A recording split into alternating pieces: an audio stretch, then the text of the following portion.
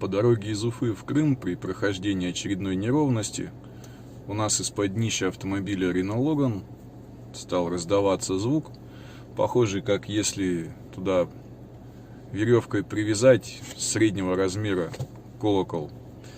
Первая мысль была на уплотнительную прокладку, уплотнительное кольцо выхлопной трубы. Оно находится в том месте, где выхлопная труба соединяется с выпускным коллектором.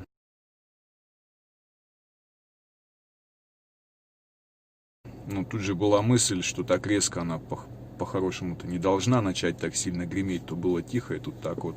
На всякий случай остановились, проверили ее первым делом, пошатав трубу в районе этого соединения. Там все глухо, все отлично сидит, тихо.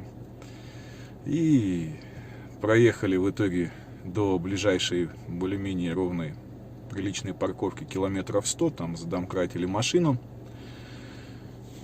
Посмотрел и снизу обнаружил, что крепление оно у нас не как у всех. Там приварен глушитель таким уголком. Сварной шов в районе сварного шва, коррозия образовалась обильная.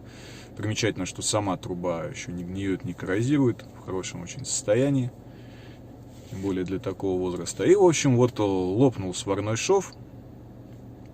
Ну, до ближайшего сервиса было и далековато, во-первых. Во-вторых, официалам позвонили, они говорят, это в районе резонатора как раз, вот, что придется резонатор весь менять, иначе нормально не приваришь, там зачищать бесполезно, и никто не будет вам. Ну, решил постараться устранить самостоятельно. К счастью, у меня 2 пары хомутов оказалось с собой стальных и несколько еще пластиковых. Вначале я пластиковыми прихватил, просто чтобы, ими проще было подлезть, наживить, так сказать, крепеж. И далее уже зафиксировал 3 стальными. Получилось хорошо, нормально доехал до Крыма. Там также предлагали именно менять резонатор, поэтому я отказался. И, в общем-то, вот уже 1004 машина прошла. Все хорошо. Единственное, если есть излишки у хомута, хвост выходит, то его лучше срезать.